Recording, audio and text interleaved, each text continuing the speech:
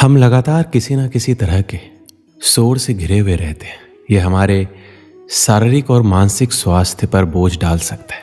ऐसे में कुछ वक्त बिल्कुल चुप रहकर खुद के साथ बिताएं। यह आपके स्वास्थ्य के लिए फायदेमंद है। क्या हम हर समय शोर शराबे के बीच नहीं रहते? लगातार लोगों की बकबक, बाहर गाड़ियों का शोर, तेज म्यूजिक की आवाज़, ये सब हमारे तनाव का कारण है और हमारी नींद को बाधित करते हैं। मगर क्या हम कुछ देर के लिए इन सब से दूर नहीं रह सकते? जी हाँ, हम खुद के साथ वक्त बिताकर और कुछ देर सिर्फ अपने विचारों के साथ शांति का आनंद ले सकते हैं। इंसान के सभी दुखों का कारण बोलना ही है, क्योंकि आवश्यकता से अधिक बोलना ही दुखों का कारण बनता है। इसलिए कम बोले, सटीक बोले, मधुर बोले और सबसे जरूरी जितनी आवश्यकता हो उतना ही बोले। वाणी या बोलना ही नहीं बल्कि मौन में भी शक्ति होती है। यही कारण है कि धर्मों में मौन को बहुत महत्व दिया गया है। श्री कृष्ण कहते हैं, सेहत से मौन का गहरा संबंध है और इससे मानसिक शांति मिलती है। मौन से विचारों में एकाग्रता आती है और रचनात्मकता बढ़ती है। इसलिए जितने भी साधु संत या तपस्वी हुए, सबने मौन रहकर और ध्यान लगाकर ही संसार में गुट ज्ञानों को प्राप्त किया। हमारे जीवन में एक नहीं बल्कि बहुत सारे दुखों का कारण बोलना ही है, क्योंकि हमारी समस्या यही है कि हम चुप नहीं रह सकते, हमेशा कुछ ना कुछ बोलते ही रहते हैं। और आपके बोलने के कारण ही आधे से ज़्यादा दुख निर्मित होते हैं। परिवार में कलह कलेश का कारण भी हमारा बोलना ही होता है।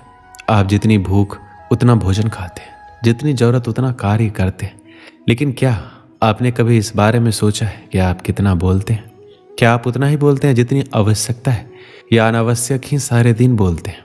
इस बारे में अकेले कभी बैठकर जरूर सोचिए कि आज आपने दिन भर में कितना बोला, क्या बोला और सबसे जरूरी क्यों बोला। इनमें से कितनी बातें जरूरी थी, कितनी अनावश्यक। मनुष्य की प्रवृत्ति ऐसी है कि अपने मन में चल रही बातों को दूसरों को सुनाना चाहता है और दूसरा भी आपके साथ ठीक वही काम करता है। ये बातें किसी अन्य या तीसरे व्यक्ति से संबंधित हो तो सुनने सुनाने का काम और दिलचस्पी से होता है। आप फिर जब कभी बैठते हैं तो इन बातों को फिर से दोहराया जाएगा और फिर इन्हीं बातों पर विचार करेंगे। ये सुनने सुनाने का माहौल जीवन भर चलता रहता है और इस तरह से आप खो देते हैं अपना समय, अपना जीवन, अपनी सोच समझ और वो कीमती पल जिसमें जिया जा सकता है, जिसमें आनंद प्राप्त किया जा सकता है। इसलिए इस सुनने सुनाने के माहौल से बाहर निकलिए। जब तक हम बाहर की ओर बोलते रहेंगे, हमारे भीतर अशांति रहेगी।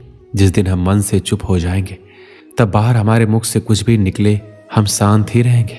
दुनिया में जितनी बुराइयां हैं, परिवार में कलेश है, पति पत्नी में विवाद है, सब बोलने के कारण ही होते हैं। हम चुप रहना नहीं चाहते, हमेशा सुना देना चाहते हैं, लेकिन व्यर्थ का बोलना ऊर्जा का नष्ट होना है। इसलिए जितने भी बुद्धत्व साधु और संत हुए वे एकांत की ओर गए, क्योंकि उन्हें अधिक बोलना ना पड़े और अधिक सुनना ना पड़े। लेकिन आप इस संसार में रहकर भी एकांत रह सकते हैं। इसके लिए आपको उन ऊर्जाओं को बचाना होगा जिसे आप व्यर्थ के शब्दों में नष्ट कर देते हैं। इसलिए उतना ही बोले जितना जरूरी हो। आप सभी ने जीवन में कहावत तो सुनी ही होगी, एक चुप 100 को हराए, एक चुप 100 को दुख दे जाए। इसलिए हम कई बार चुप रहते हैं, मौन रह जाते हैं, क्योंकि यह सच भी है कि एक मूर्ख व्यक्ति के सामने मौन रहने से अच्छा उत्तर और कुछ भी नहीं हो सकता। परंतु जीवन में सदैव चुप रहना उचित नहीं होता। गीता में कहा गया है, जहाँ पाप का बल बढ़ रहा हो, जहाँ छल कपट हो रहा हो, वहाँ पर मौन रहने से अधिक गंभीर अपराध और कुछ नहीं हो सकता। कभी कभी हम सबके जीवन में एक समस्या अवश्य होती है, हम किसी ताकतवर के समक्ष मौन हो जाते हैं। ऐसा क्यों? प्रायः उसकी ताकत से बचने के लिए हम मौन रह जाते हैं। मानते हैं कि ऐसा करने से हम एक विवाद से बच जाते हैं, हो सकता है एक संघर्ष से भी बच जाते हैं, परंतु ऐसा बचाव देर सवेर एक बड़े संघर्ष को जन्म दे देता है। हमारा मौन रहना अनजाने में उस व्यक्ति का समर्थन बन जाता है और वह अपने आप को और अधिक शक्तिशाली अनुभव करने लगता है। यहीं से हमारा दमन प्रारंभ हो जाता है। एक के बाद एक हम अन्याय में अनचाहे रूप से सम्मिलित होते चले जाते हैं, जो आगे चलकर बड़े टकराव का कारण बनता है। तो फिर आप लोग कहेंगे कि इसका तोड़ क्या है? ये समझने के लिए ये जानना आवश्यक है कि ऐसी कौन सी बात है जो विरोध करने से रोकती है। ये सामने वाले की शक्ति तो नहीं हो सकती, ये तो हमारा खुद का डर होता है जो हमें मौन रहने को विवश करता है। क्या हमारे मन से डर को निकाल कर अन्याय का विरोध नहीं कर सकते? आखिर वह हमारा क्या और कितना बिगाड़ सकता है? जरा सोचिए, ऐसा करने से हमारा मन कितना मुक्त, कितना हल्का अनुभव करेगा।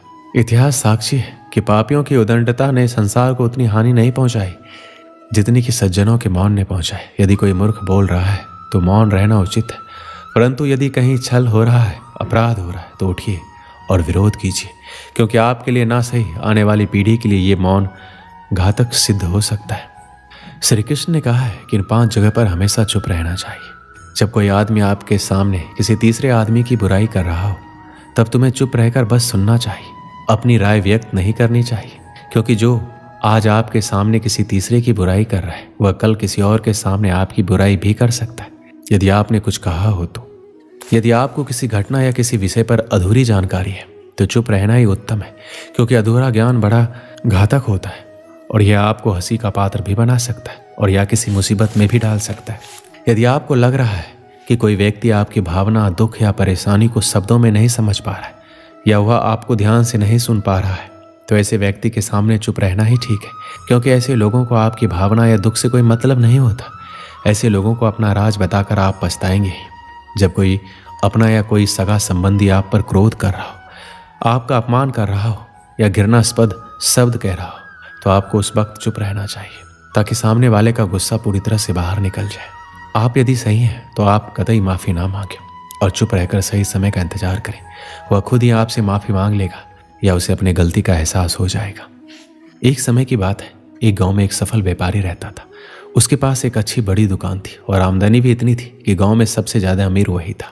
हर आदमी उससे अच्छे से बात करता और वह लोगों की बहुत मदद भी करता था। वह दिन रात मेहनत और बाकी समय में पूजा पाठ भी करता, इसलिए बहुत से लोग इज्जत करते थे। पर उस व्यापारी की एक बुरी आदत थी, वह जल्दी गुस्से में आकर लोगों से भला बुरा कह देता था, जिससे गांव के बहुत से लोग उससे नाराज रहते। और जब वह नाराज लोगों को मनाने जाता तो वो लोग नहीं मानते, तो उसको और गुस्सा आ जाता। वह उसको और बुरा भला कह देता। फिर बाद में व्यापारी को बहुत बुरा लगता। एक बार गांव में एक बहुत ही ज्ञानी संत आए। कुछ ही दिनों में दूर दूर तक उनके ज्ञान के चर्चे होने लगे। यह बात व्यापारी तक पहुंची। वह दौड़कर संत से मिलने पहुंचा। व्यापारी ने संत की बहुत सेवा की और अपनी सारी समस्या बताई।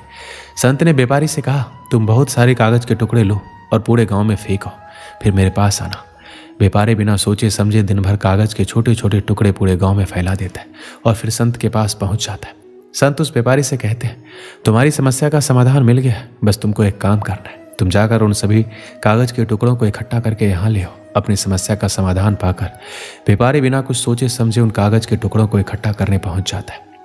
बहुत देर कोशिश करने के बाद व्यापारी को यह समझ आता है कि यह काम करना तो नामुमकिन है। दौड़कर संत के पास जाता है और कहता है, आपने जो काम दिया है वो असंभव है, मैं चाहकर भी पूरा नहीं कर सकता। संत मुस्कुराते हैं और कहते हैं, बेटा मैं भी यही कहना चाहता हूँ, किसी को कहे अपशब्द वापस नहीं आ सकते, इसलिए हमेशा सोच समझ कर बोलना चाहिए। आज के बाद तुम ये बात अपने मन में अच्छे से बिठा लो, चाहे कुछ भी हो जाए तुमको किसी को अपशब्द नहीं बोलना है। संत से प्राप्त इस ज्ञान से व्यापारी की आंखें खुल जाती है। वह दोबारा कभी किसी को गुस्से में कुछ बोलने वाला रहता है तो उसको कागज के टुकड़ों का उदाहरण याद आ जाता है। इस कहानी से हमें क्या सीख मिलती है कि कितनी भी मुश्किल क्यों ना हो, हमें किसी को अपशब्द नहीं बोलने चाहिए, क्योंकि अपशब्द से हुए नुकसान की भरपाई करना संभव नहीं है और किसी को गलत शब्दों से ठेस नहीं पहुंचाना चाहिए। दोस्तों, इस वीडियो में बस इतना ही। मिलते हैं अगले वीडियो में। अपना ख्याल रखिएगा। जय श्री कृष्ण।